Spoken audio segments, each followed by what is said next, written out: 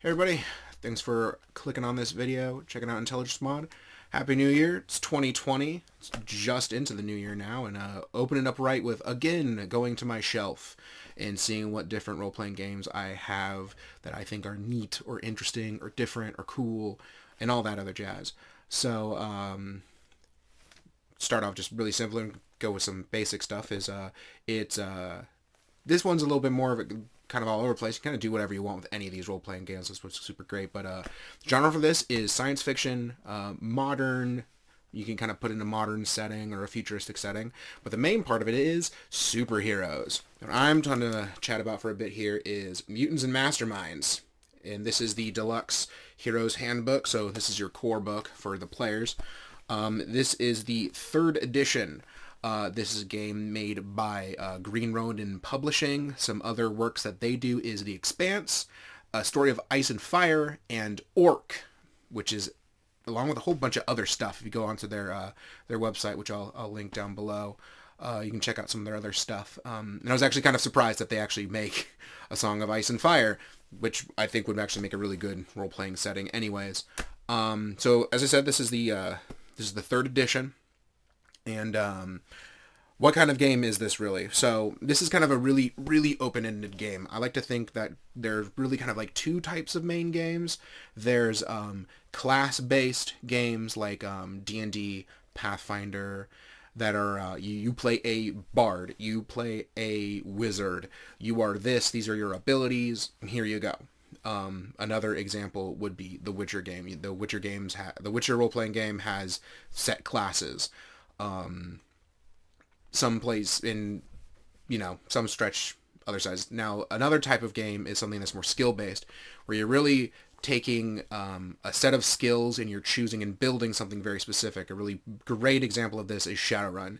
Shadowrun, there's really no set classes. There's builds, though. You kind of just pick whatever you want. This is more on that side of it. So what you basically can do is you can make anything. You can make Iron Man in this, or you can make Superman, basically. As you make your character, you can spend and create from the book. You can make your own superpowers.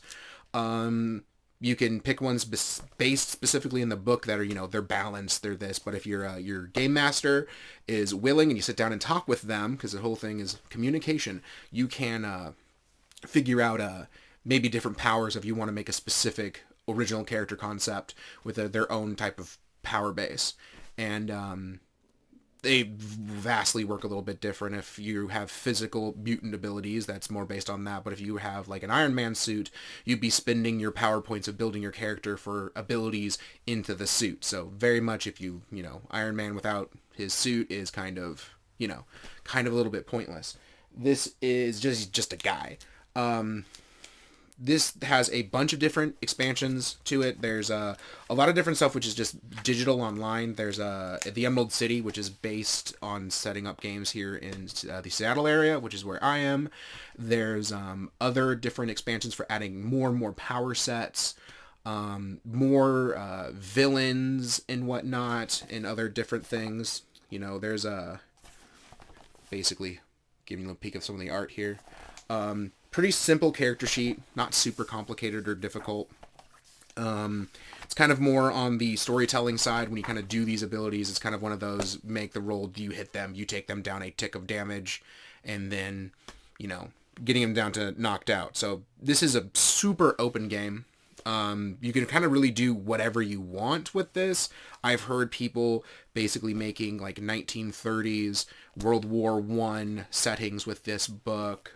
You can set this in a super technocratic future that everybody's a superhero. I mean, you could pull directly from the anime My Hero Academia, which is just basically an entire society that is just nothing but superheroes, or you can go way dark and deep and basically pick any sort of comic book and you could set the game in this. It's really open. It's a very super fun and interesting game.